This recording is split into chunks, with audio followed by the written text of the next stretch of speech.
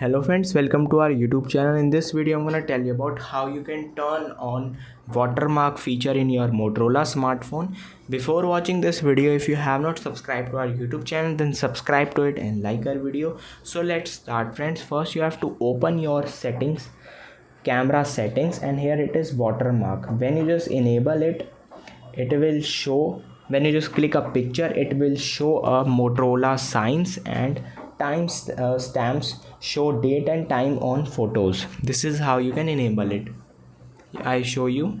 When you just click a picture like this, it will show like this. You can see Motorola shot on Moto G85 5G smartphone and a date, time and year. I hope you like this video. If you like this video, then subscribe to our YouTube channel for more helpful tips and tricks videos. See you next time.